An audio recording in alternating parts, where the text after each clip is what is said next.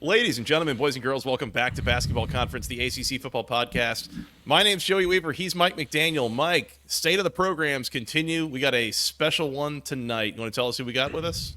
Post spring ball, Kelly Quinlan, jacksonline.com, Rivals Network. Kelly, you've been on this podcast a million times at this point, so you are considered a old friend of ours, we'll call it. Appreciate it. There you go.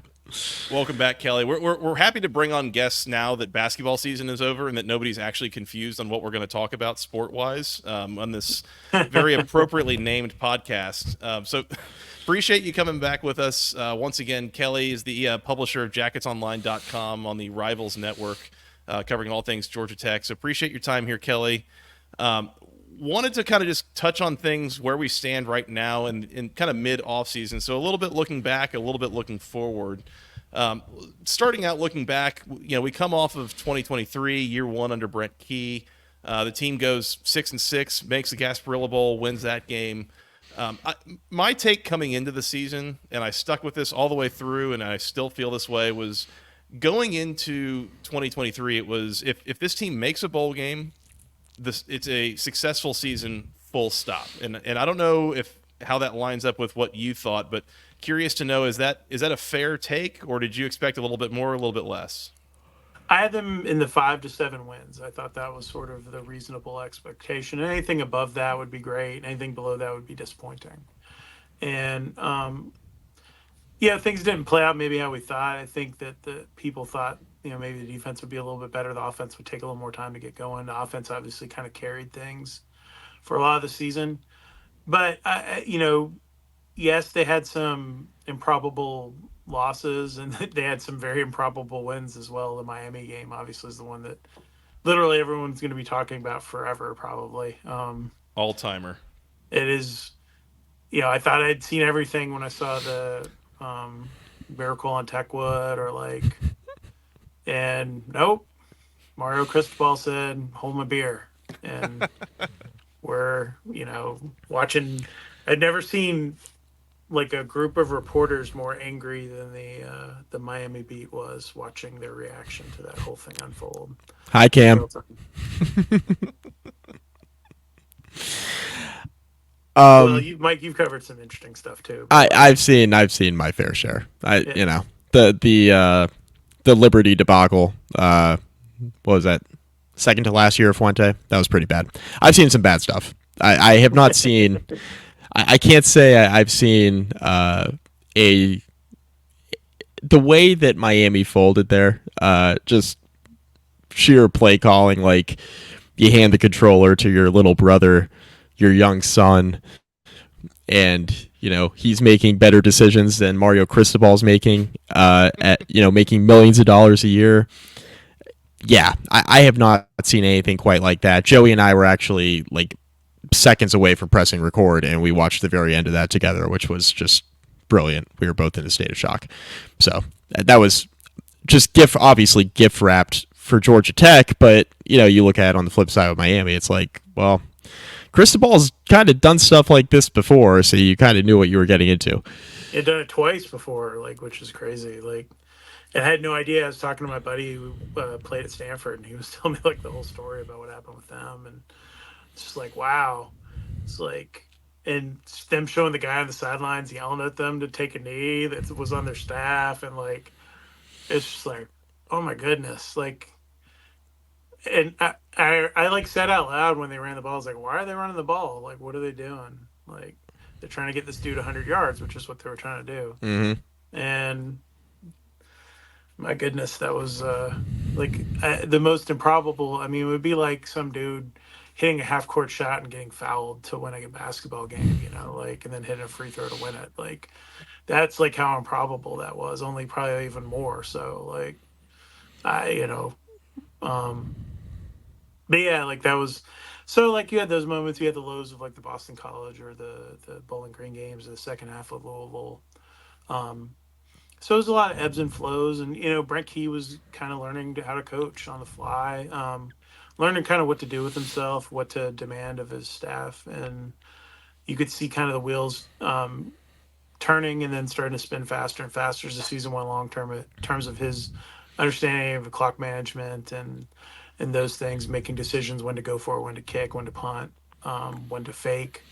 Like all of those things are learning curve things that you learn as a head coach. And most of the guys who coach in the ACC, really for the most part, have those experiences. And then there's a few guys in the league that haven't, and are those first time coaches, and you see a little more of that stuff. So I thought they did a great job. I thought they overachieved. They went and avenged an ugly loss that cost Jeff Collins his job basically at UCF a year ago in the bowl game, and ended up at 7 wins. And that was a pretty solid season for Georgia Tech with a kind of makeshift roster, and in this whole transfer portal era and being behind, I think, a little bit in the NIL game. Georgia Tech kind of approached it as actually being what it was supposed to be, and not just like stockpiling money from random boosters, and doing whatever other schools are doing to try to stockpile money, funneling it in ways that Scarface would be proud of. But like like it's so yeah, so it's a different animal. And so uh I thought they did a great job. It was not a roster that should probably win 7 games, and they got the most out of them. And obviously Haynes King was a great story. Jamal Haynes, the running back, was a great story. Guy that was literally like probably going to transfer or something. Like he was kind of hanging on by a thread, just couldn't get on the field at slot. Like, we're going to try it running back. We did this at another school. It worked really well. And lo and behold, he runs for 1,000 yards. I want to press a little bit more on the Brent Key point in terms of like when he found his footing, right? Because I covering Virginia Tech, being an alum, there's a clear point in time where like the energy of the program kind of shifted, and it was like Brent, the light bulb kind of went on in Brent Pry's head. What do you think that was for Brent Key? Because I felt like he did a pretty nice job in an interim role. Obviously going 4-4, kind of taking over at a really bad time a couple years back, and then last year, you mentioned the ebbs and flows of the season, but it really felt like Georgia Tech late in the year started to hit their stride. So when do you think the light bulb went on, and then what do you think was kind of the moment that turned everything for Brent Key in terms of like, all right, this is my program now. I need to start dedicating more time to X rather than spending all my time with Y. I think when they demoted Andrew Thacker and made Kevin Shearer the defensive coordinator, and then around that same time they also pushed Haynes King to start running the football more, and those two things kind of coincided with sort of the shift. And they still lost some games during that stretch and had some ugly games, but they became more of a football team. I think that they galvanized around him in that interim space, and they had some good defensive pieces. They were really good at linebacker and had a really dynamic defensive end in that interim phase, and that carried them. They were playing with guys who are not FBS quarterbacks now. Literally none of the quarterbacks except for Zach Pyron, who's the backup at Georgia Tech now, are a P5 quarterback right now. Like, or P4. There's, one guy who's playing at Georgia State, one guy who can't even get a job anywhere. He's back in school at Georgia Tech, and Jeff Sims, after a Nebraska disaster. And then obviously Pumachan went to UMass. So like that was, they figured out a way to win. And I think they were just kind of figuring things out as the season went along. And the defense, there was just something off about the whole thing all year, and they couldn't figure it out, couldn't figure out the personnel, just lacked some personnel at some spots. And that kind of messed them up. And then Haynes King would play like a bad game against Bowling Green or Boston College, return the ball over Clemson. In those games they lost, and the ones where he was a little more under control, they won. And they had really the only game he played really poorly in that they won was the Miami game. And that was a weird night because the weather was bad down there, and they were really getting after them defensively. He was just off that whole game until that last drive with whatever 20 seconds left or whatever it was. But I think it was like when he had to make some really hard decisions. He made hard decisions from the jump. He fired people that were his friends on the staff. When he took over as head coach. And then he had to do it again with Thacker, who's a really tremendous human being, like one of the nicest people I've ever dealt with. and straight up guy, but like it just wasn't working, and he had to make a business decision. Like, hey, I'm pushing you down. I still want you to help because we need the help, but you're gonna have to swallow your pride and be the DB assistant DB coach or whatever. And Kevin's gonna do this, Kevin Shearer.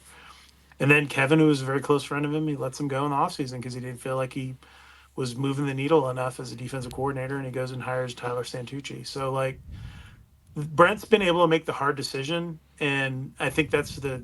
I always joke about he would fire his mom if he thought it would help him win more games, and Brent always pushes back at me. He goes, "No, my mom would fire me. Like that's what would happen, and she like kick my ass like if I tried to fire her."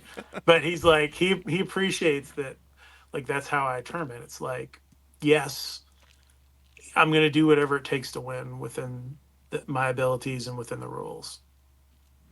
You mentioned Kevin Shearer being let go in the offseason, and I guess one of the things I think about in terms of some of the coaching personnel is it certainly seems like from some of the people that he's brought on, folks that are longer time coaches either in college or even in the high school ranks in the state of Georgia, it seems like Brent is not a guy that needs to be like the smartest guy in the room or like he has like an ego about it. He wants to surround himself with sharp people.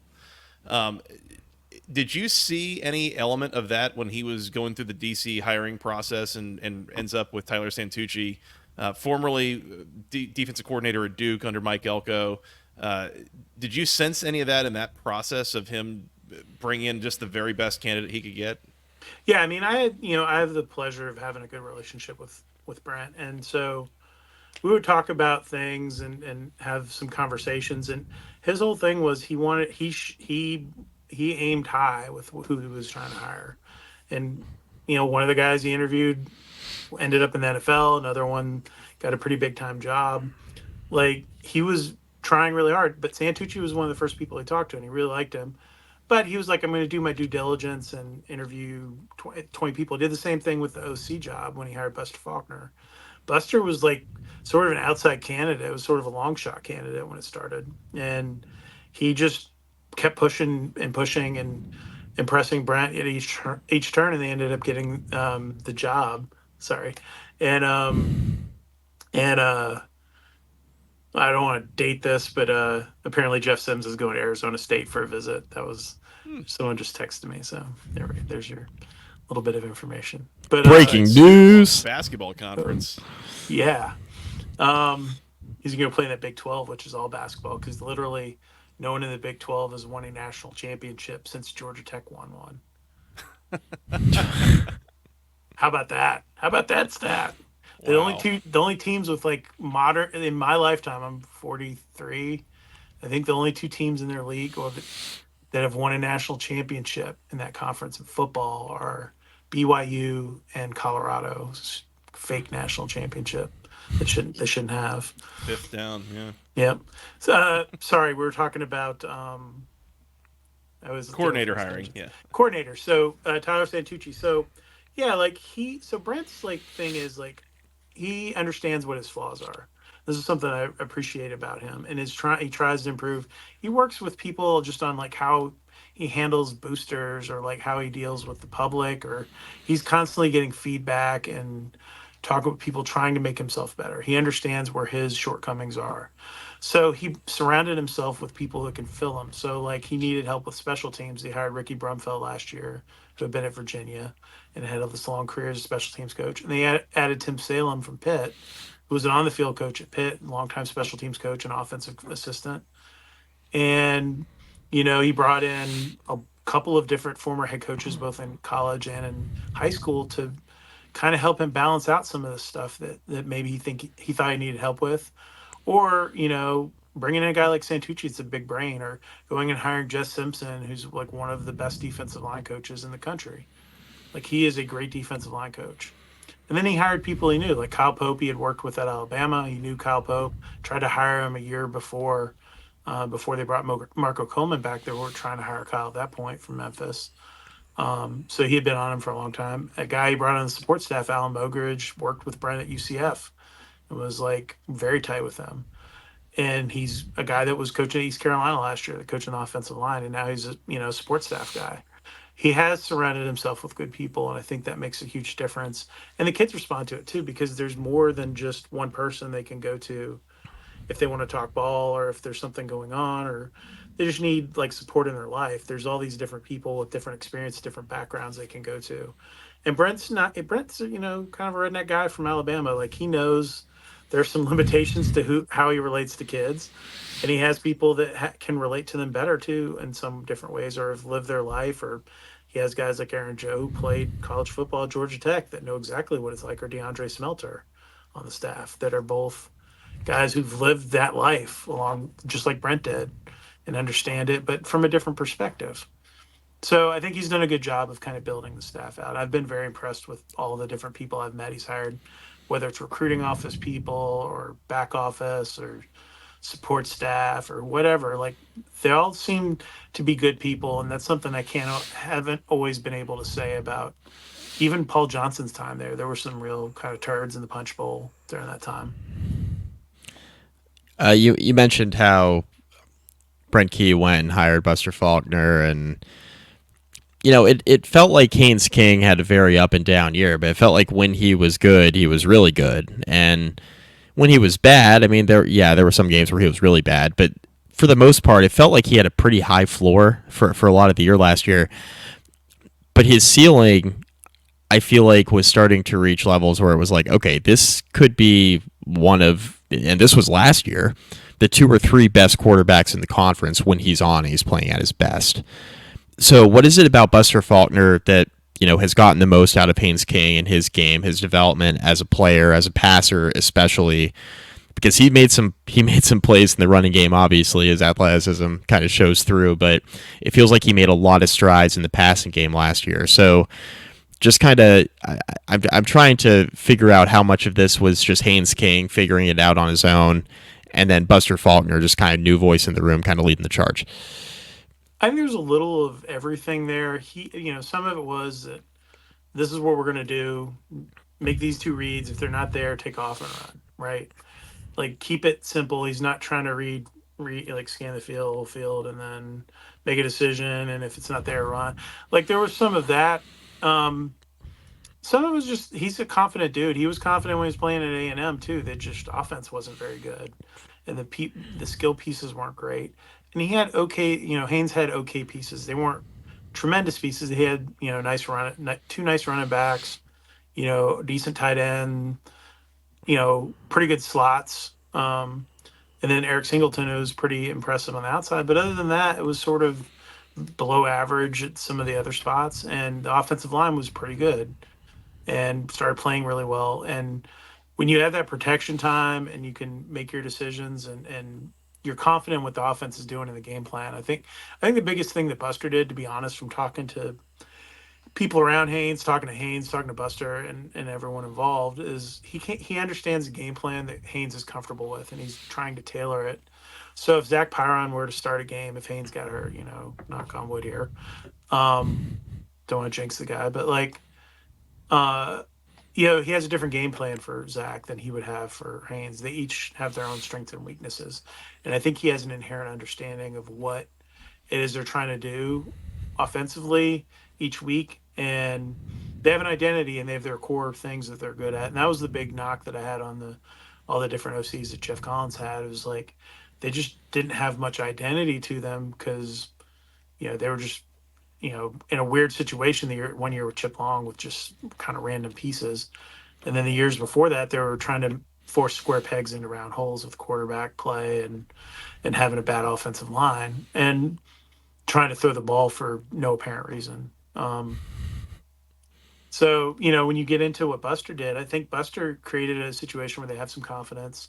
They make some plays, they hit on some things, and then it just kind of builds for Haynes. And when those games were going well and he was making good decisions that worked better, he still struggles locking on to, he wants to throw that Brett Favre ball down the field and lock on the what he thinks is one-on-one coverage at the snap and those things. He saw it in the spring game still, like he still does that a little bit. He has that gunslinger mentality. So you got to rein that in a little bit, but you kind of like it, because that's what made the 2 plays in the Miami game that won the game for them. Forcing a ball into a bad window to set up the touchdown drive, or set up the long touchdown to Christian Leary. which was a broken play almost. But having that ability to keep your eyes downfield and make a play. And the truth be told, Haynes King wasn't 100% running the football early in the year. He had some foot problems and kept it real quiet. And then once he got healthier, he started running the football, and that changed their entire offense too. Like when he was running downhill, especially in the second half of games, they were really dynamic and difficult to stop because then you had to key on Jamal Haynes, you had to key on Eric Singleton, and you had to key on Haynes. You got three guys you got to pay attention to. You don't have enough defenders to do that, and that's when it gets real interesting. Kelly, I want to ask you, I want to go back to Tyler Santucci here in just a minute. Before we do that, I want to remind the people this show brought to you by section103.com, the internet's premier place for all things wonderful Georgia Tech apparel. They've got t-shirts, sweatshirts, hoodies, something for men, women, children, babies, something for the whole family. They've got all sorts of different NIL gear. We mentioned Haynes King. They've got shirts, jerseys for him. Still a couple sticking around for Dante Smith, I've seen. If you've been following the baseball team, Drew Barres having a hell of a year. They've got shirts for him. Everything you need for the Georgia Tech fan in your life, go to section103.com. Use promo code GOACC for 10% off your first order. I love mine. I'm wearing mine right now. It fits great, super comfortable, especially this performance wear as the weather starts warming up. This will really keep you cool in the summer. So go check that out. Once again, section103.com. Use promo code GOACC for 10% off your first order. I love mine. You will love yours. Go check them out. Shout out to Steven and the gang. Appreciate their support, continuing support of Basketball Conference. Kelly, so again, I want to go back to Tyler Santucci a little bit. So new defensive coordinator, and it's been a while, it feels like, since Georgia Tech has had what I would call a formidable defense. Like 2007, 2006? Yeah. Just a couple years ago. Been a while. Not in this podcast lifetime, but yeah. That's for damn sure. Wanted to ask you, based on what you've seen, what you know, is there anything schematically or anything else that Georgia Tech fans will notice about the defense this fall as compared to what we've seen in prior years? And even it could just be things such as, try not to blow assignments as often as they have, or, things like that. So, the major issue that if you go back and look at like the last, I'll just stick with like Jeff Collins on since 19, because I think that's a better barometer, is run fits, like linebackers being in the wrong position, safeties not being on the same page with what's going on in terms of coverage, and then running backs like running, 80-yard touchdowns by them, right? Like, and things like that going on. Or some guy having like a career day from Boston College because he's just running through bad run fits. The D-line's not doing their job. And I watched the very first day we went out to watch, like Tyler Santucci's like up in like a kid's grill, like, hey, you took the wrong steps here. This is the wrong fit. Do this, do this, do this. And he reminds me a lot of Brent Key. Like, he's a yeller, he's an intense dude, and demands like everybody do their job, like do the correct thing on each play.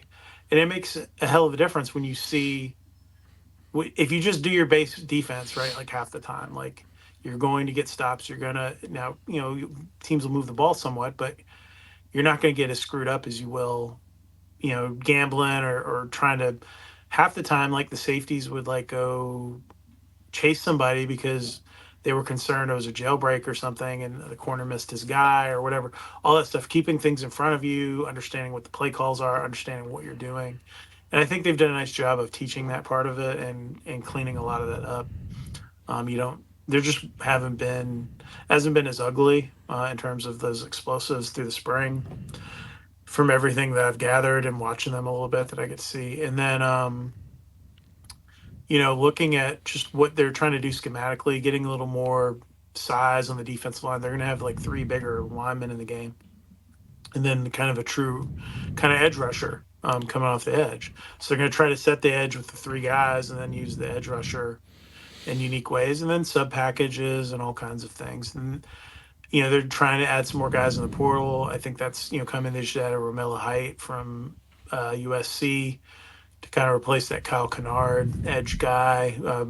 Both have pretty similar numbers in terms of production. Romello, a little more of like a quick twitch, guy, which was why he was so highly recruited versus Kyle, who was, very kind of hot and cold. I like Kyle a lot, but had a lot of third down penalties for them that sustained drives and were real momentum killers too for the defense. So if you can just avoid those things, I mean, think about Joey, like how many times last year they had drives where they had a bad penalty on a third down. They're in third and long, and they get a stop, or like some guy hands to the face of the quarterback. Pass interference, defensive holding, whatever it is. Like those things were the things that were killing them almost as much as explosive plays too. And I think Santucci and knowing Mike Elko and having followed his defense and followed his career trajectory, and I've told this story many times over the years, but and when did Ted Roof get hired? Was it 2012? Dear God. 13. It was 2012 that Al Groh gave up 50 points to Middle Tennessee, got fired. Yeah. So I'll never forget. I had this conversation with Paul Johnson in the offseason. I was like, hey, it was before, like during bowl practice or whatever that year. I was like, hey, you should hire this guy. His name is Mike Elko. He's at Bowling Green. He's Dave Clawson's defensive coordinator. They have one of the best defenses in the country with like crap, like personnel, like crap, like just, and they're hanging with like good teams, and like he is carrying them. And Paul is sort of dismissive and like, I could get that guy to like come be my D-line coach. That's what he said to me. And I was like, and then he hired Ted Roof, and I was like, oh God, like, and I like Ted Roof. Ted Roof is a tremendous person. I'll go have a beer with Ted Roof tomorrow. I would never hire him to coach my defense or coach on my defense. NC State. But Ted, Oklahoma now. Actually, no, he's not at Oklahoma anymore. He left there too, didn't he? Might have gotten fired. He was the fall guy for Brent Venables, I think. Well, Venables took away the play call. Get yourself a fall guy. Yeah. But yeah, like Ted's a guy that just keeps getting jobs because he's a great dude, and people like being around him, and he's a good person. And Paul Johnson famously said he is a great coach from like Sunday to Friday. And then something happens like Friday night into the game on Saturday, and he goes like haywire for some reason and can't keep it together and coach the way he can coach, Monday through Friday afternoon. Anyways, the defense, has just been a perpetual issue at Georgia Tech, and the portal hasn't necessarily helped a ton there because you lose guys. They were getting poached by Ole Miss quite a bit for a while. Lost the 3 guys. AAA program, yeah. Yep. Lost 3 defensive guys to them, 2 defensive linemen, including their spring player of the year last year, Akilo Stone, which was very funny. There's a very funny story I can't tell on the air about like Akilo Stone and Lane Kiffin's reaction to seeing Akilo Stone for the first time. It's tremendous. But that I've literally seen like the text messages about it, but I digress. We call that a tease in the podcast business. So we call that. I think I've told that story somewhere before, maybe, but it's a good one. It's one I can't really say, like, but one of my favorite stories in recent memory. But anyways, it's the thing with the portal now is it's a great equalizer too, and you're seeing this across college football. There's no such thing as a 3 deep anymore. No one's going to have a 3 deep. You're at best going to have, you hope, 50 guys that can play in a game that you're comfortable with. And that hopefully is a 2 deep at every position. And then you maybe have freshmen kind of rounding it out for your, oh crap, we got to throw them into the fire moments. And I think Georgia Tech's depth is getting better defensively. They're still a little thin on the defensive line and a little thin at corner.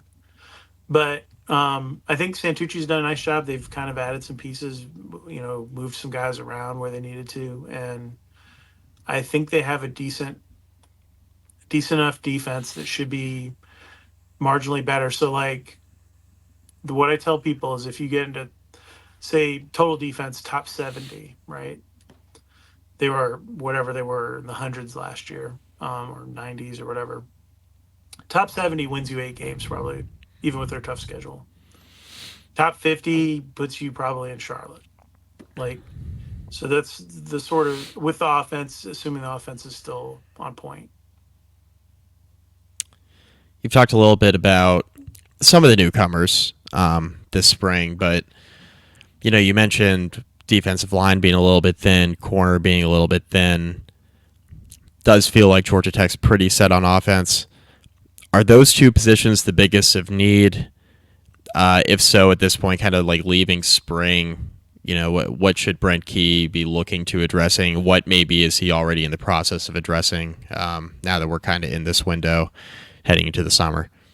So they're basically down maybe about 8 spots on defense, 7, 8 right now, just in terms of their scholarship. If you project out to whatever the scholarship number will be, I want to say they're at like 69 or 70. So that might be 70 right now, including and that doesn't have the incoming freshmen or whatever, but there's not a ton of them. So they need, some help. They lost Eddie Kelly in the portal defensive end. He ended up becoming basically like the third string defensive end and went in the portal. And that's what's going to happen because they'll get Sylvain Yondigen back, who was a guy they thought would be a potential, second, third team All ACC guy who played, what, half, Joey, against Louisville? Was it half the game? Maybe got into the third quarter, but yeah, I mean, Yeah, before he blew his ACL out. So you get him back. He looks great. He just isn't cleared yet and couldn't go through spring. And then they have Josh Robinson, who ended up winning out sort of the battle between him and Eddie Kelly.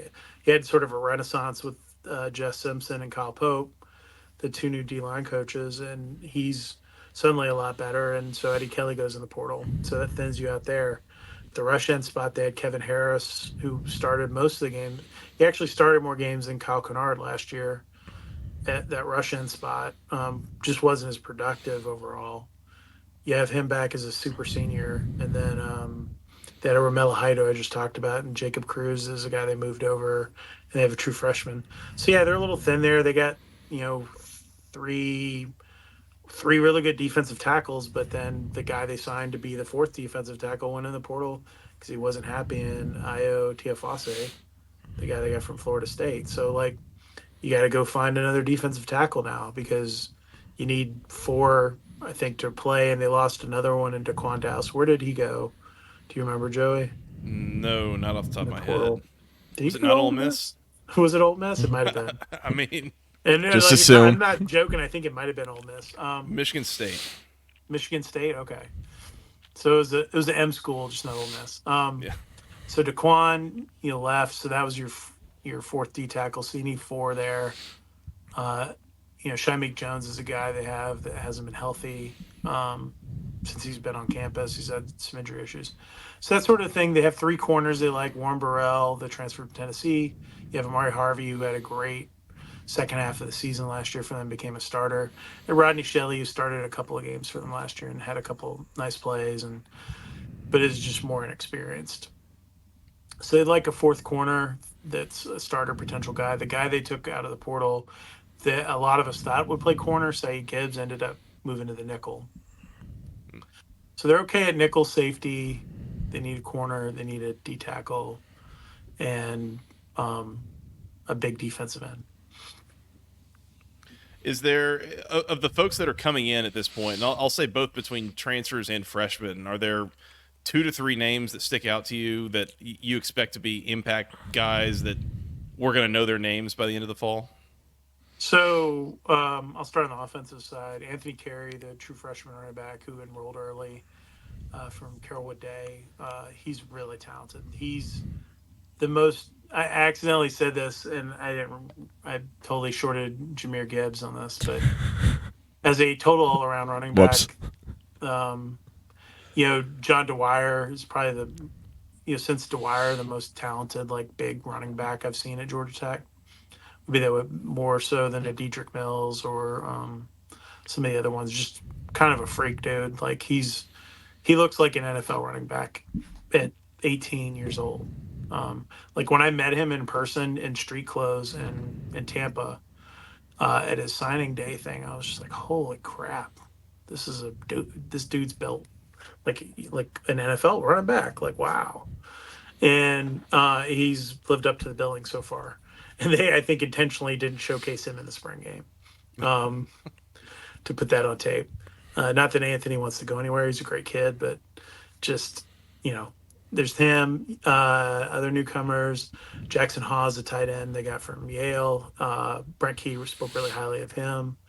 Well, a guy that we didn't see at all, Big Red, Keelan Rutledge, who will be their starting right guard from Middle Tennessee State. He's really good. Uh, he will step in. Should be probably better than Connor Scaglione was at that spot a year ago, who they got from Princeton. On the defensive side, newcomers, Romello Height, I think will have a big role. I'm curious to see how like EJ Lightsey and Jackson Hamilton do. They've got Jackson Hamilton from Louisville, EJ Lightsey from UGA transfer linebacker. They're going to play four linebackers, two rotating at a time, and those two guys need to play. Tajay Butler is a guy I'm really excited about, also linebacker as a true freshman enrolled early. And then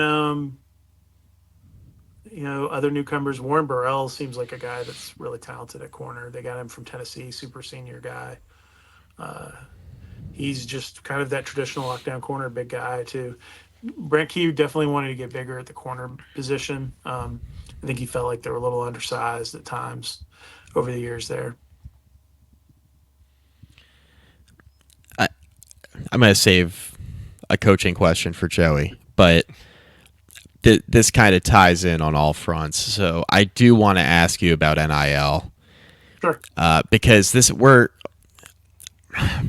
where this carousel goes and where it stops, nobody really knows. But as we sit here right now, the state of Virginia, like literally within the last few days, passed a bill allowing the schools to directly, not that they weren't figuring out how to do this before. Virginia Tech had, Triumph, their NIL collective, literally like sponsoring the signing day. They had like a signing day broadcast hand in hand with the coaching staff, like at the football facility. That's neither here nor there. But anyway, the bill that was passed in Virginia allows these schools to directly fund NIL for student athletes in the state of Virginia. That's going to change, obviously, college sports landscape. That's something the NCAA, of course, with Charlie Baker, they were looking into. He proposed it a couple months ago, and the NCAA just dragged their feet. They didn't really get the votes to pass anything. But this is going to kind of push these wheels into motion where it's another step closer to the student athletes becoming employees. How, and this is going to be maybe a tough question for you to answer, Kelly, but with NIL where it's at right now in Georgia Tech specific instance, like, is NIL a good thing for Georgia Tech? Is it working to their detriment? Maybe compared to what we were doing 5 years ago. Yeah, like where we were like pre-NIL where everybody was getting paid just under the table. Like where is this kind of falling? Well, so for basketball, I feel like it's been a net negative because if Damon Stoudemire were working in the old system where you just give someone a gym bag full of 10 grand or whatever to get them to, that would make their life a heck of a lot easier, and you wouldn't have some of the stuff that you have to deal with now in the portal and coming up with money to keep buying Ndongo and keep poachers away from him and keep him out of the draft, or Miles Kelly or whoever it is, or trying to add guys. They try to get in on Big Cliff from Rutgers, and it's like, I heard he wants $1 million. It's like, whoa, like, yeah, those things are crazy. So like, for basketball, I think is a negative. Football, I think the way Brent Key's trying to use it can be a positive. They need more money. They're doing okay in terms of Brent's look. The way he looks at it is it's about retention and developing my guys and keeping them from being poached, and then also going out and essentially like the Braves model. I'm going to go out and hire go sign Ozuna or trade for Chris Sale or whatever it is, like go add some salary here and there, but the core of my team is built up through my farm system, my own development. And so in that way, it's been somewhat positive. The portal, I think, has been a negative just with the unrestricted free agency aspect of it. And that's the thing that's going to have to, if they're going to become employees, they're going to lose the portal. Like, that's what's going to happen because they're going to end up being in contracts. And my philosophy on all of this is that I think sort of the baseball model to me makes the most sense, where you got to put 3 years in and then you can have an unrestricted transfer for your senior year somewhere. Um, I think that's fair, and it keeps the big boys of the world from just poaching every small school. And I think it would benefit basketball and football. And you could still transfer, but you have to sit out a year if you go before then, unless you have a traditional hardship like a family member dying or whatever. But other outside of those special cases, I think that and maybe you have a panel make those decisions instead of the NCAA. But It's a novel idea there. It's yeah, I like, mean, it's just like so much of this stuff can be simply solved by applying common sense. Like, yes, all right, yes, we're going to yep. make you, an employee. You're going to get benefits. Here's your contract. It's a 3-year contract with an option for a fourth and a fifth year. And the options on our end and your end, whether you execute it or not. And you have to do these things to keep your job. And if you don't do these things, we can let you go. So if you're not taking care of your schoolwork, or if you're not doing, or if you get into trouble or whatever, we can terminate your employment, just like we do with a coach or whatever. Like there was a guy that was hired at Michigan, maybe from Cincinnati or something like that, that got like fired without coaching a game for DUI recently. Like it was Michigan. Um, they're held to that standard. Why not held? If you're, and I'm say this as a Georgia alum, like those dudes getting arrested all the time, there probably should be some consequences for that. Like, for all the speeding violations and all the DUIs and stuff. Like, maybe you fine them or whatever it is. Like, put in like some real like constant like. And this is the thing. I had a really interesting conversation with an old friend that's a huge Georgia Tech fan. It was one of the first people I met doing this, and he was telling me, he goes, for years and years, I was not like one of these people who criticize student athletes on social media or on a message board or whatever. But he goes, some of them make more money than I do. So like at that point, that you're kind of open to criticism. Like this is not we're not talking about some poor dude that's like scrambling to get $5 to go over to the varsity to get a hot dog. Like these there's people making there's kickers making 6 figures now. Like it's it's a different world. So there's got to be something more than what's going on, because what's going on is totally insane. And for Georgia Tech, they're navigating as best they can, but it's still kind of a crapshoot. And a lot of kids are getting screwed and squeezed in all this, and the coaches are getting pushed and pushed to make really extreme decisions because the expectation is you got to win now or you're going to get fired. Look at what just happened to Rob Lanier at SMU, like the men's basketball coach. He got screwed out of a job, like over basically concerns that he wasn't good enough to coach in the ACC. Like that is why they fired him. And that's why John Straight up. Calipari is now at Arkansas. Yeah, Which, like this is a crazy world we're living in now. So like a lot of the old rules go out the window and all this, and you just saw it happen, Mike, with your basketball program at Virginia Tech. You had basically the exodus you would have if a coach was fired. yeah, Like I mean, controversially fired, actually, I would say. Not even just a fired coach, but like a controversially fired coach, like level.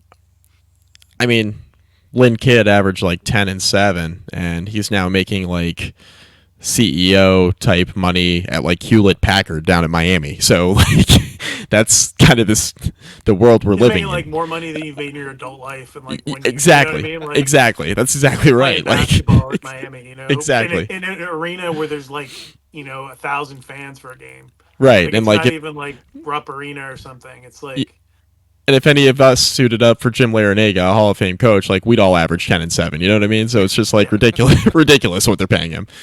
But it's neither here no, nor there. it's crazy. I mean, this whole thing's insane, and giving kids that are that age that much money is problematic. We've seen that with the NBA when they used to. How many NBA players are broke? How many NFL players are broke? Yeah. Like the truth is, they should probably make these kids like put some of the money in a trust or something for long term.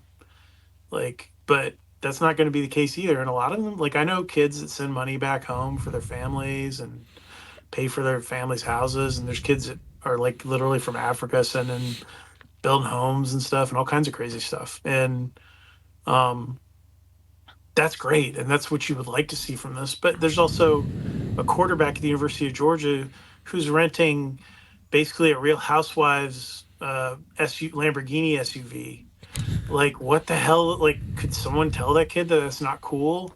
Like, no one's gonna think it's cool that you got a Lamborghini SUV.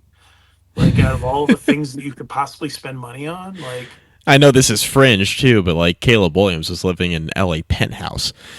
Like I know this is fringe. It's a Heisman Trophy winner. He's gonna be number one pick in the draft. I know this is like the fringe, like top half percent in college athletics, like in Caleb Williams' case. But it's crazy, like the amount of money these types of athletes are getting paid. Well, and by the way, with this Georgia quarterback, make sure to tell him not only is it not cool, but it's also not cool to go 85 and a 45. Make sure they tell him that at the same time. it was so bad. I was with some buddies that cover Georgia that I've known forever on Saturday at a camp or Sunday at a camp, and they're just like, man, to this point, it's just ridiculous. It's like, what are we doing? Like, and they've like turned on it. Like the people who are like the most ardent defenders usually of this stuff, just like, come on, like how hard is it to not like one of the dudes got a ticket. I don't like. I can't even figure out the. It would have been like driving in what is that race car game they just made a movie out of, like Gran Turismo. Oh Like yeah. it was like that. He was driving down this little street that I used to live on in Athens. Like that is impossible to go 75 miles an hour on. Like you would flip your car in like 2 seconds. You had to be driving down the like center of the road. Yeah. Like, but that's what happens when you give. Dude, if I had money when I was 18, I would have done. I've been in jail probably, like doing crazy stuff. Like, there's no doubt in my mind I would have been arrested for like driving 150 miles an hour on like 316 or something. Like, there's like no doubt if I had had any money. Like, we blew whatever money we had to begin with. Like, so like I can't even imagine what I would have done with real money. Like, they like found me like blacked out in like Mexico or something. Like. On a beach, like Johnny know, like, Manziel, Kelly. what? You would have been Johnny Manziel. Yeah, no doubt. I mean, yeah. Um, that reminds me of hilarious. another story I can't tell.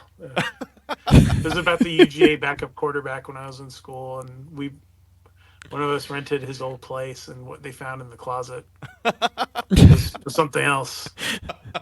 Craig James's son? No, okay. No, Say, no, that would be funny he's now though. a state They're representative. shaking. Yeah, right. No, but like, I just think, like, I know how wild everyone was in college, and it's like, can you imagine throwing money? And I know how wild the kids were that had money that came from money, like, or like what we used to joke about is the kids whose parents saved for college, and then they got Hope Scholarship, and then the parents gave them the money to like go like do whatever they wanted with in college. So those people live like kings and like acted crazy, like. So you just imagine like you're making more than your parents ever made, like, and you're just barely old enough to drive, and like these, it's just so. And then you got like people gold digging them, and like family members hitting them up for money, and it puts them in awkward situations. Everything's bad about this, like, in terms of there's no structure to help these people, and then you got like, there's some good agents and there's some real creepazoids, like, and you know and that's a whole other animal too in all of this, and there's no one guiding these people, and so it's tough. Like, it's just crazy. It's like these kids scratched off a lottery ticket, and someone gave them like a bag of cash and like, here you go, here's your 100 grand. Like, oh, what do I do now? Like, and I wonder how many of them are even paying taxes, man. Like, that's something else. I just wrote a huge check on Monday, like, to pay my taxes, and I'm like, I can't even imagine what the hell they have to pay. Like, if you're making $1 million somewhere, like you're making $500,000 in New Jersey, I can't imagine what your taxes are. Like, so At this some whole point, the thing's IRS is wrong. going to show up. Yeah. Yeah. I mean, you're gonna read stories about like these dudes being, like $1 million in debt to the IRS, or like, you know, all there's gonna be all these like 30 for 30s like in 10 years or something. I'm like, the untold story of this guy that was the backup quarterback at USC or something, and you know, turned out he started like, gun running or whatever, like whatever the weird story is. Like there's just going to be like a lot of that because you put money in and create like young people are not a great combination when there's no accountability involved. And so I don't know how you fix it. Like I don't know, you can't put the genie back in the bottle. That's a big problem now. And so it just sucks. It's made people turn off. I've seen it, like engagements down across the board for people that do what we do. Um, Even if you're covering one of the schools that's successful at it, it's not as people are just sort of jaded on it. Unless you are one of the places like Arkansas where they're just going to double whatever Kentucky offers somebody, um, which I find both awesome and cringe at the same time. Yeah. It's something that we've talked about in this show, and is I mean, NIL in and of itself leaves something to be desired. Like the fact that it is so unregulated, and as you talk about, Kelly, like you end up with a bunch of 18 and 19-year-olds with more money than they would ever possibly know what to do with, and late teen, early 20-year-old men are just not really a place in life that are going to be responsible with these things 9 times out of 10. So it ends up in people in bad spots. And that combined with the transfer portal being what it is, like it ends up. I say it's bad for the fans. Just your favorite players leaving at the drop of a hat because Ole Miss offered them another $10. But I can't even imagine being in your spot. Your profession is tracking these kids from high school through college, and you're having to keep track of where everyone is. I mean that's got to be So I even was more of a joking about nightmare than I this. think it is.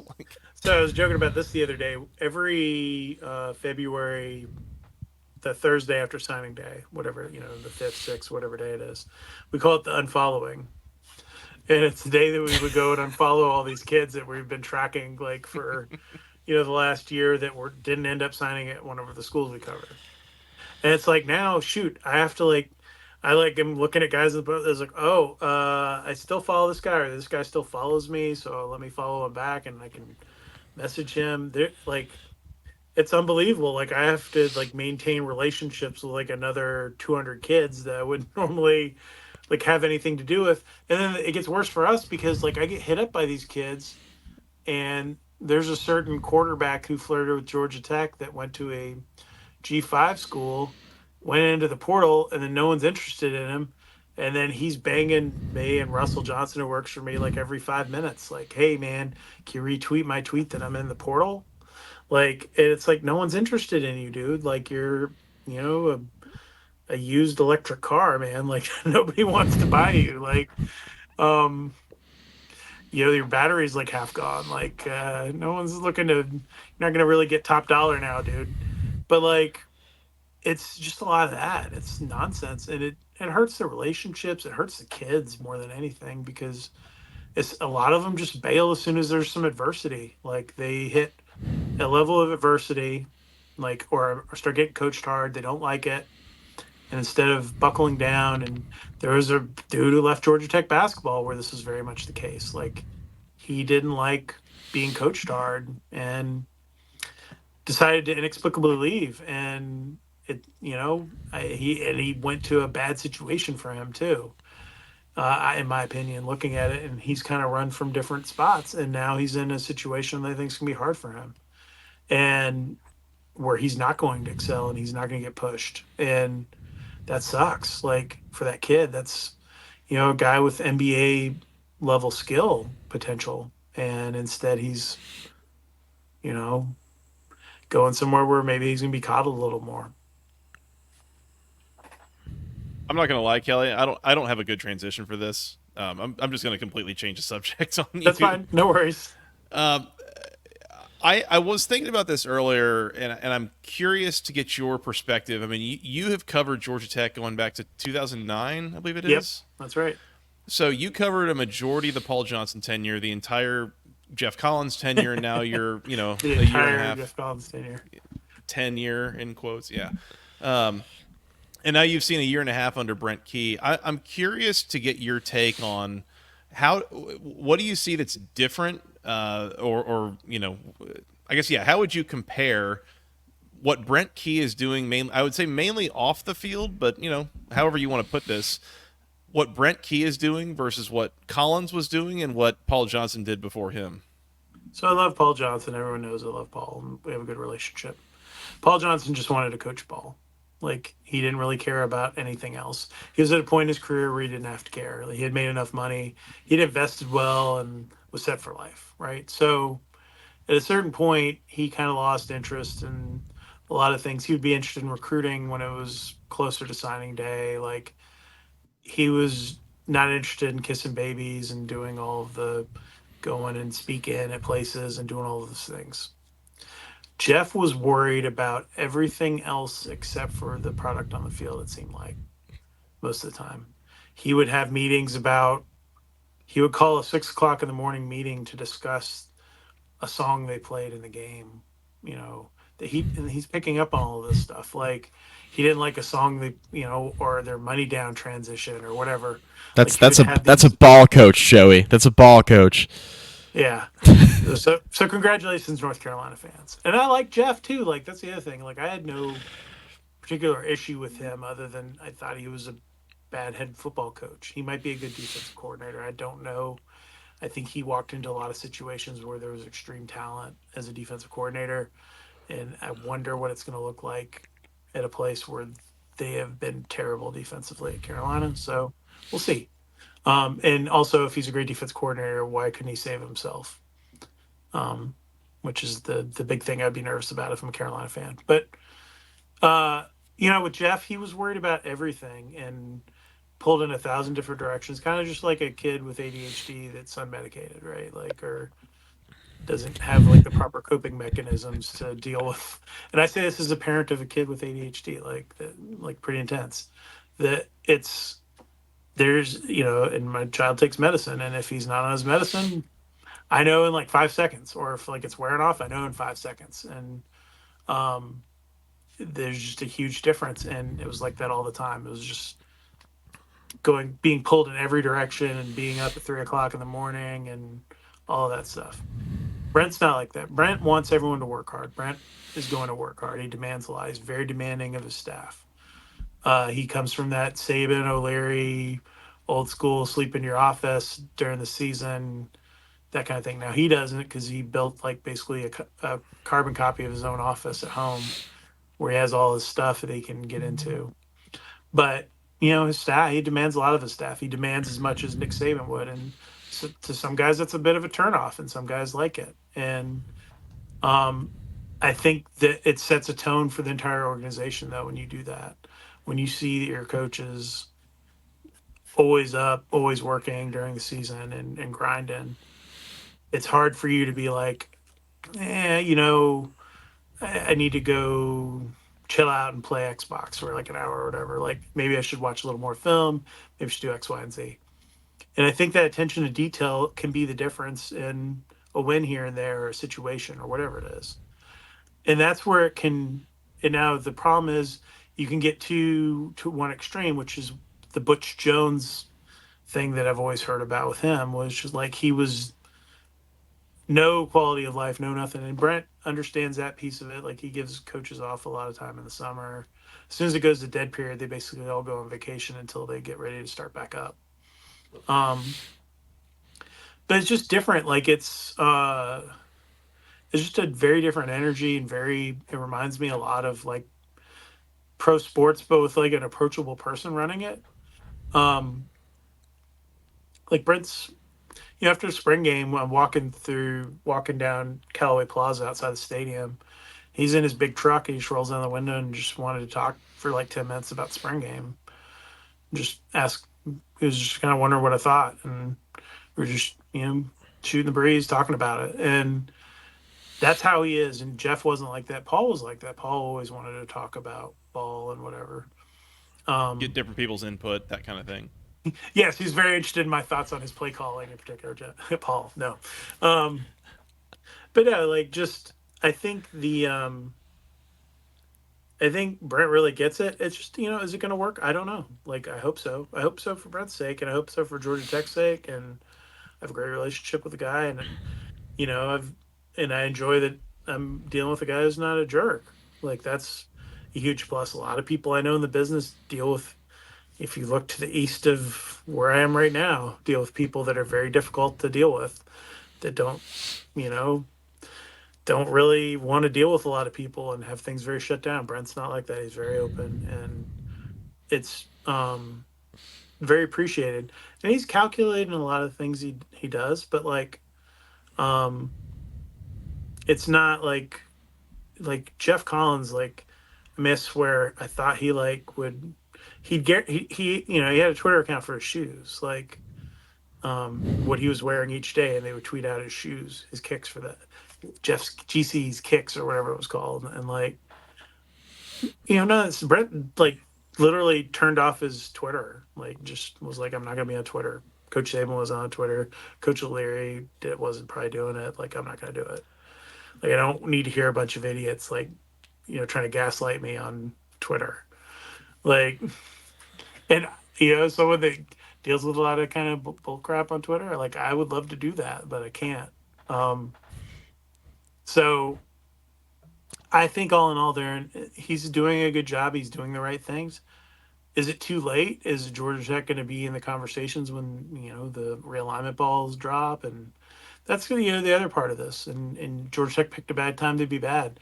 And I've covered another program that picked a terrible time to be bad in South Florida, and they got jumped by their arch rivals who were way behind them in everything in Central Florida, and now they're stuck in a bad conference. And that's the thing, you don't want to be stuck in the new American or whatever it is. So there's a lot riding kind of on them having success, I think, over the next few years and becoming much more of what Georgia Tech was from say 1990 or 89 to you know 2016 than, or even 2018 if you want to go that far, than what they've been from 2019 to like maybe last year, where they were just sort of a team that would lose games they're not supposed to lose and occasionally win games they're not supposed to win, but was not consistently winning at a high level or playing for championships.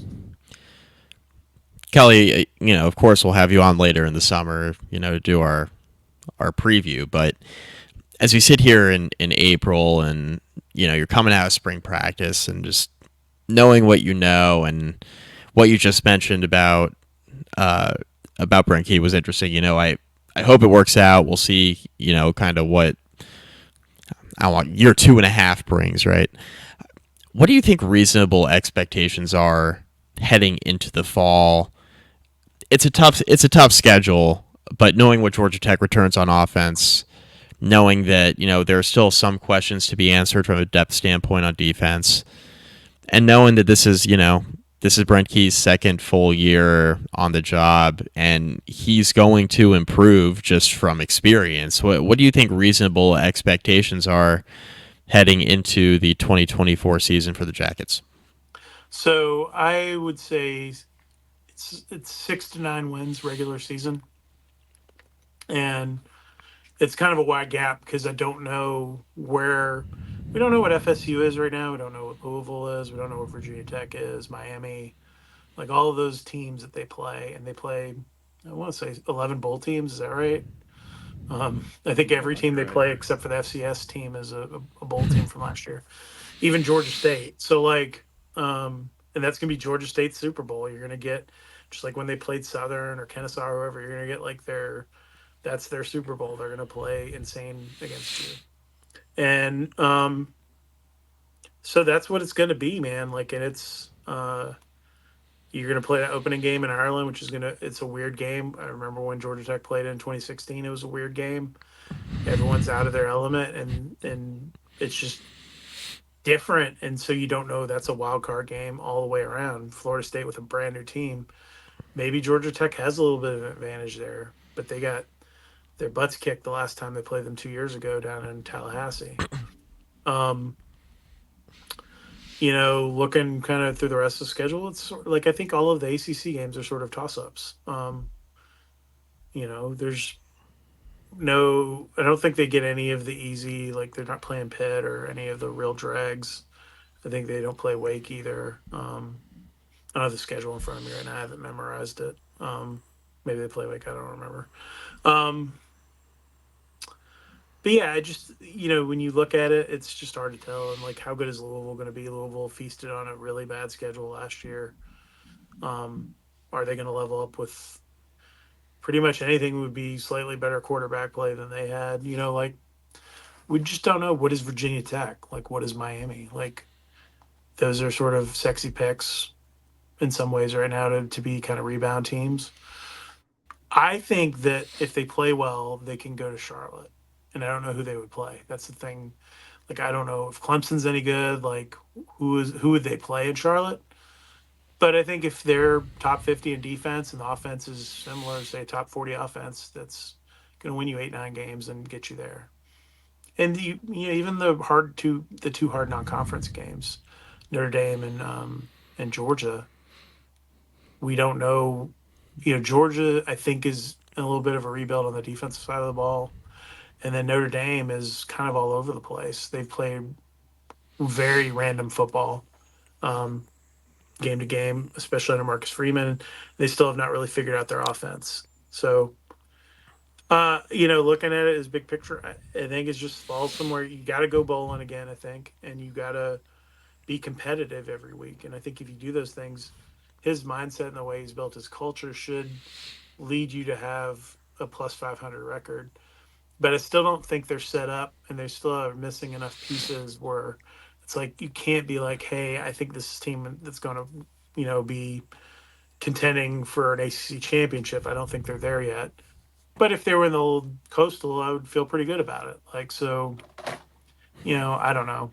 I just think that all of us are sort of in this weird thing where we're just kind of looking at this like, what is this now? Like, what is the league now? What are these teams? Someone asked me to like handicap the league or something the other day, and it's like I don't even know who's on like half the teams. It's like I'm gonna be reading Phil Steele or Lindy's or whatever, just like everybody else, figuring this out in a month and a half. Like it's funny, I just wrote a preview for Lindy's. I wrote the Georgia Tech preview for them, and like the guy literally was like, "Hey, I know this sucks doing this now because you don't know what's going to happen, but do the best you can." And it's like I'm guessing that these guys don't leave, like in the portal.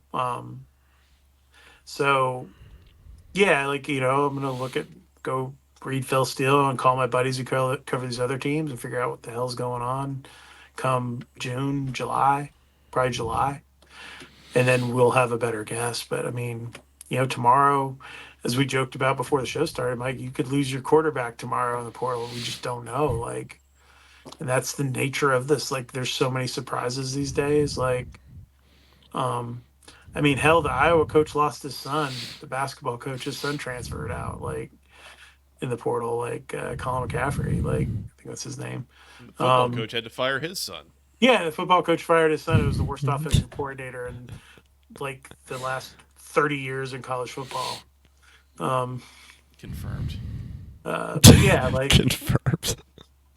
you know, it's these are weird times we're living in, man. Like Louisville was sort of a surprise, but not. I think a lot of people thought they were kind of a chic pick last year to go, and people thought Clemson would be better than they were, and Clemson kind of sucked. So like relative to I say Clemson sucked relative to their talent level and their traditional performance under Dabo. So you just don't know. I mean, everyone maybe thinks Florida State will be good. Maybe they will. Maybe they won't. Miami's the one that like, I sort of just feel like Miami's going to be Miami, and they're going to win 6 to 8 games, and Mario Cristobal's will be sitting on that Can't wait. burner, Can't wait. and they're gonna be like the big disappointment team or whatever in the ACC this year, like or NC State. Isn't NC State like in the preseason top 25? Like Probably, which is a bad sign for NC why? State. Like why aren't they Yeah, in the top bad for 25? Doran. Like like and yeah, Dave Doran, the king of basically like not the cockroach of coaching, but like he's like this dude that just like him and Kevin Keats, man, like they're both like walking this line where they hit like that magic extension in their contracts or something. It's like, hey, baby, Kevin Keats, I got 2 more years because I won the ACC tournament. Um, so haha, to you guys that were all ready to fire me. My buddy who covers him literally like had the story ready, like he in a hot board and everything. And then they win the turn. He's like, I'm not going to DC. They're going to lose.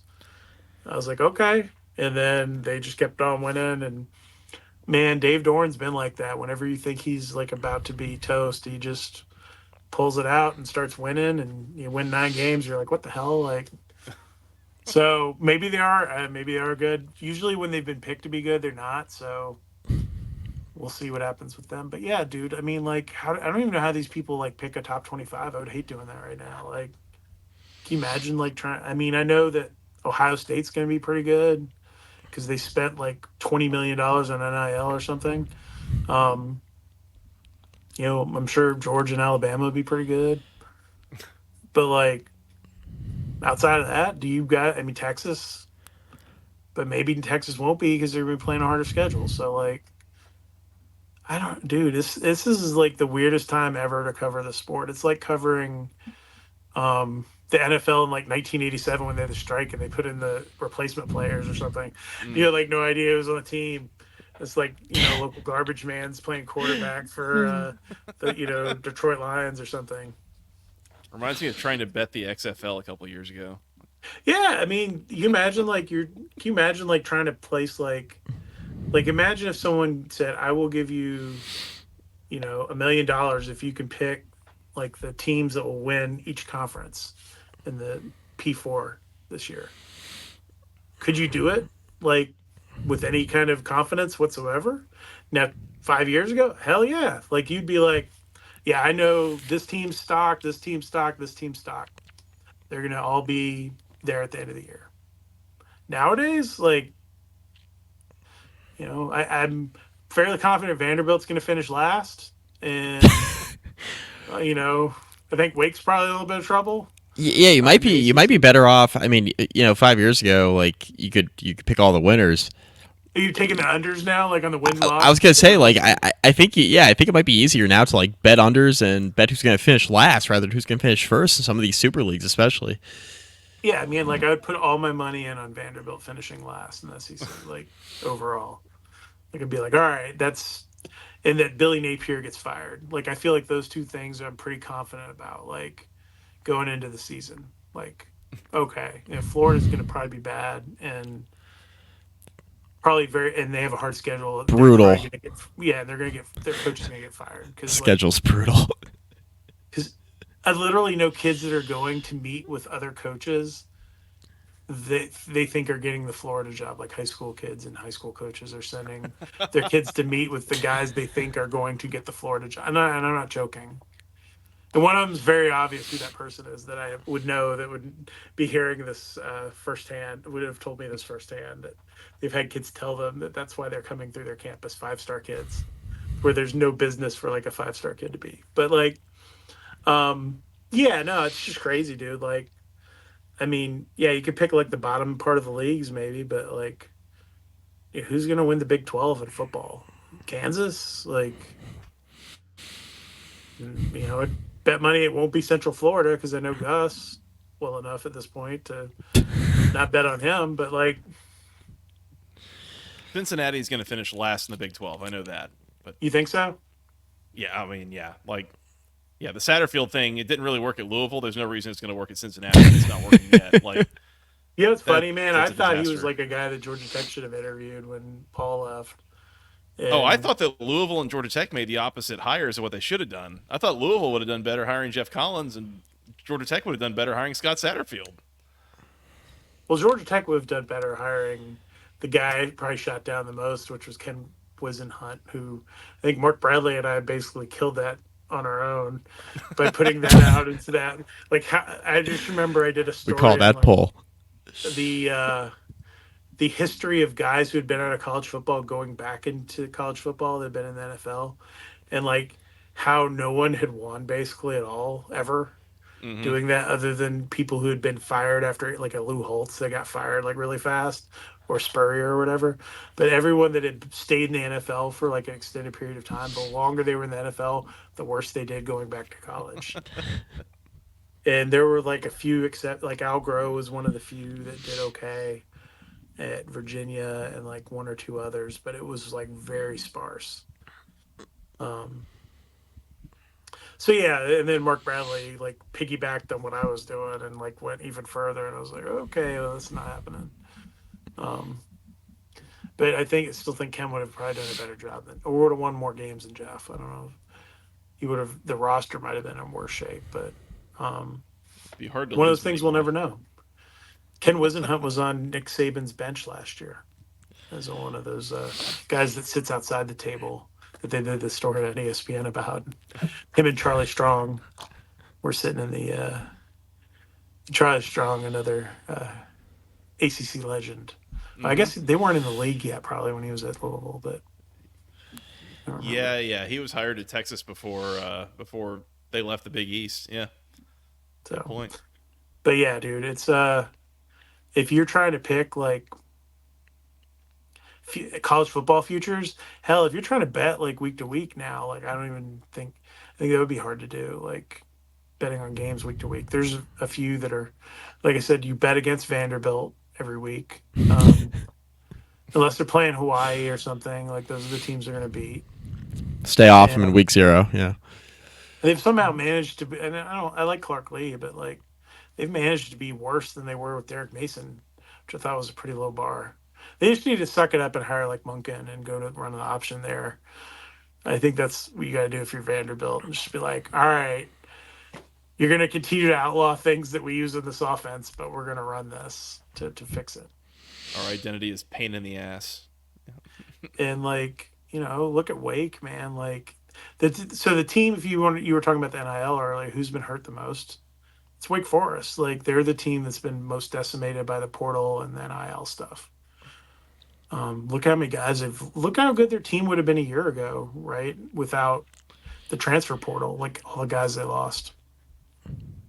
I mean, So Clausen's just such a good coach, and like we talk about other programs, like I mean, Georgia Tech's in this boat, Virginia Tech's in this boat, where like you have to, really focus on recruiting and retaining your own roster and developing. yep, Well, I mean, it's even all that more important at Wake Forest, right? Where they certainly don't have the NIL bag. So, you're getting these guys now, especially it's like a 1 year, almost like a 1 year stopgap on every position on your roster. And you're just hoping that they're good for you for that 1 year and that they're going to go get paid elsewhere, unfortunately. But Clausen's such a good coach. I mean, he develops, the really young guys that stick around, he develops them. And then once they're real good, they leave. And yep, that's where, and to your point, Wake's been really hurt by that. yeah. So, Yep.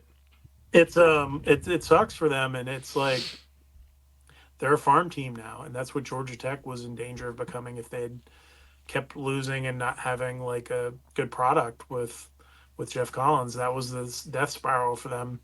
Had they gone like the Deion Sanders route, as many of the fans wanted to go, like which was way too similar to Jeff Collins stuff, only like in a way that's more intense.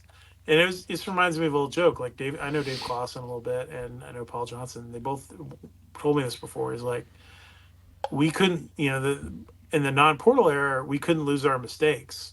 Like, so if we made an error in recruiting, we were stuck with that kid for 4 years until they graduated because those kids knew that they weren't going to go anywhere else and play, and so they were going to stick it out, and you'd be stuck with this guy who could not play football at the level that you were at, eating up a scholarship, and you'd have 10 of those guys on your team that were just bad recruiting misses. And now kids just get processed because it's a transactional business, and no one has the bandwidth to like just hold on to guys for depth's sake.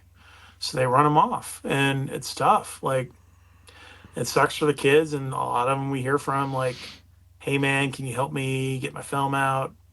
I had the biggest laugh the other day. I was looking at a kid who went in the portals like clips and is a receiver, and he's like smoking this DB. I was like, wait a second. I was like, that was a DB that's also in the portal.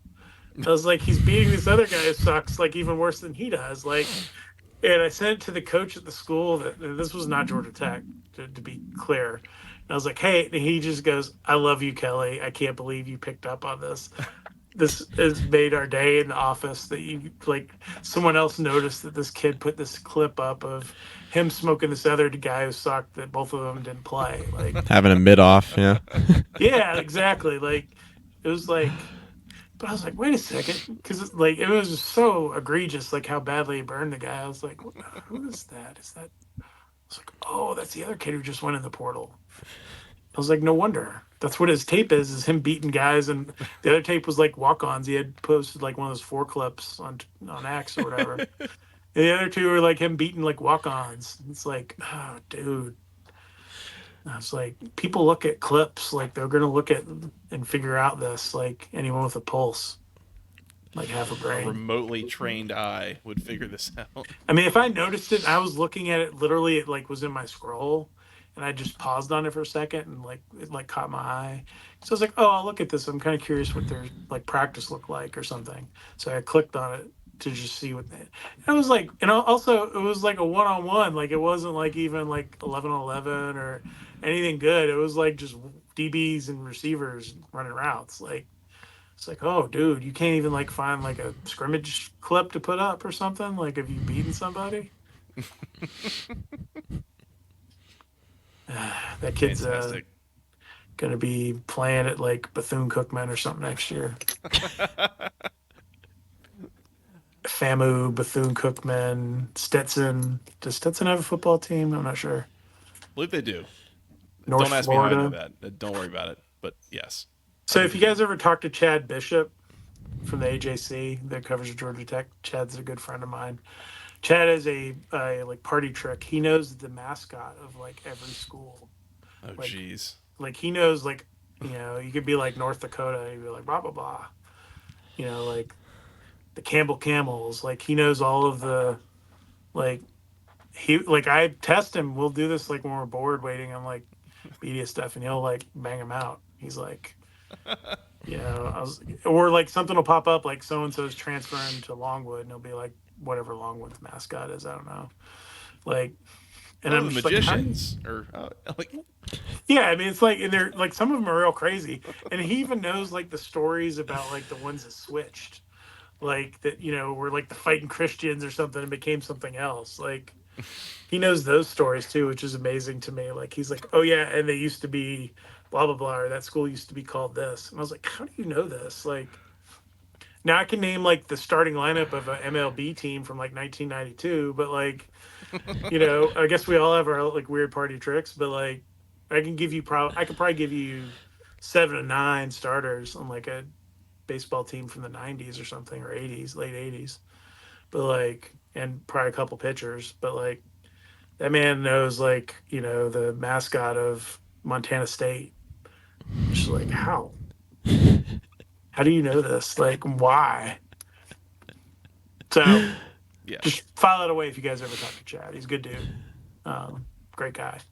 Enjoy having him on the beat now with us. Mike, I think we have our next guest. We got to go. We got to go chat on here just to have Now a we have. comedy hour about. Now I gotta tell Chad I did this so he'll have to bone up. Like he's gonna pull out like the obscure college like book. He's like, all right, what is Saint Saint Joe's of Pennsylvania? Like something really obscure. He's like Houston Baptist. Like who's the like Texas Commerce. And like he'll know those. That's like the crazy part to me. We were talking about like I don't even know what it was. It was like a really obscure school in Texas, and he's like, "Oh yeah, they're the blah blah blahs, the Wild Jacks or whatever." And I was like, "How do you know this?" Like, Whoever was the One school specific- that that covered the spread against UVA on the it was the FCS school like 3 or 4 years ago, and SVP and Stanford. Yeah, it was Abilene Christian. Yeah, SVP and Stanford Steve were. Yeah, iconic clip. Anyway, There's that one night at bar trivia. That one night that Chad is like the ringer. That you need to get him on here. yeah, if you're doing like sport, it's funny you say that. When I was in college, there was a Chili's that would do like sports trivia night, and like I had 2 of my like dorky buddies that did like college sports radio. We would go in there and we ate for free for like 2 years, to the point where we were like sick of eating at Chili's. And then they had a different sports trivia, or they had general trivia at a different place. It was like a wing place, and ate for two plus years for free. Like every night we would win. We'd at least finish second, most of the time win, and we'd eat for free. Like, and I just would end up inviting like random people because we couldn't even. It was like a $50 tab or something like that, and we would not even like spend that much on food. So I'd end up inviting like random friends that didn't know anything about trivia to like come with us, like just to fill it out, so we could at least get our money's worth out of our free coupon or whatever for the night. But yeah, those were fun times. Dudes rock. I love it. Kelly, this has been a lot of fun.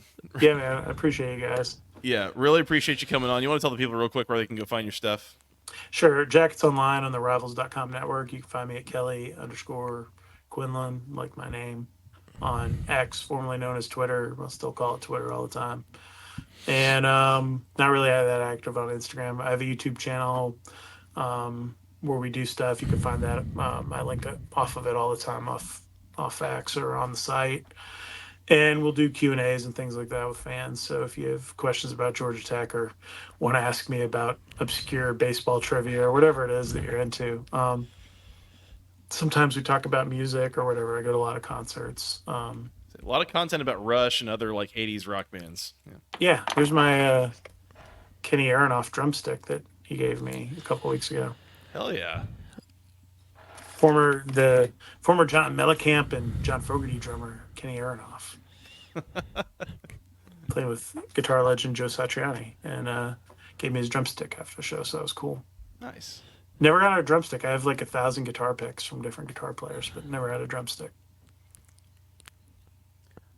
Well, there you have it. I've said it every time you come on this podcast, Kelly. I've been a subscriber for years. If you care enough about college football to be listening to this show and you're a Georgia Tech fan, it is well worth your money to pay the annual subscription, get all of Kelly's insights, during recruiting season, in season. I love the Q's Take columns that you've been putting up and just kind of giving your take on things. A couple things that we've talked about tonight that you've gone in depth on the board. So go find them. This week was this week was no depth charts. There'll never be a 3 deep anymore at any school. The lack of depth. Yep. Absolutely. Even if you're Alabama, like Georgia, you're not going to have it. Yep. You have it a few spots, but not many. And then all the ones you play like offensive line where you play maybe 8 guys in a season, you're not going to have 10 guys. It's just not going to happen. Like that are worth having or ready to play. So yeah, certainly not in the way you did maybe 10 years ago or something like that. 5 years ago. More like, where Bama had like the 4th guy on the bench was like a 5-star, like number 5 player in the country, is like an outside linebacker, is like it's just like one monster after another coming in the game. Mm-hmm. Those days are over. Yep. So. Kelly, really appreciate your time tonight. Thank you so much. We'd love to have you on again soon. All right. Sounds great, guys. Be good. Yep. Mike, let's get out of here. Let's come back. Let's keep doing some episodes. We got some current events we got to catch up on. Let's do that later this week. In the meantime, you can find us on Twitter at FTRSJoey, at Mike McDaniel SI, together at BC Podcast ACC. Go find Kelly on Twitter at Kelly_Quinlan on Twitter. Again, on jacketsonline.com on the Rivals Network for all things Georgia Tech coverage and, music and other things too. So go find him there. We are on Apple Music, what was Google Podcast. I think it's YouTube Music now. They keep changing the platforms on us. Spotify, Amazon, all those places. Go find us and hit the subscribe button. You can send us an email, questions, comments, concerns, to the longest email address known to man, basketballconferencepodcast@gmail.com. Nailed it. Thank you. Mike, where else are we in the social medias? Facebook.com/basketball conference rate review. Find some of our podcasts there. YouTube.com/@the ACC football podcast. You can watch this video. You can watch this podcast we just did with Kelly. Mm-hmm. So, check out all of our stuff there. Some of these we do live. If you're subscribed, you'll get notified that we're going live, and you can come join in the comments. So, and participate in the show. So please do that. If Miami ever fails to take a knee again against Georgia Tech, we're probably doing a live show about it. So, yeah. slightly missed opportunity that we weren't live at the moment that At was the happening. very moment it was happening, like 10 minutes later we were. Yeah. Yeah, I was squarely on this camera reacting in real time. We should have done that. Anyways, Yeah. next time. And Mario. if Mario's around long enough, there will be a next time. So you don't have to will worry. Yeah, there will be another opportunity. Yeah. There will be. Mike, that's all I got. Anything else? I think we're good. You want to come back and keep talking about ACC football? Yeah, we got some news. We do. We'll do that later this week.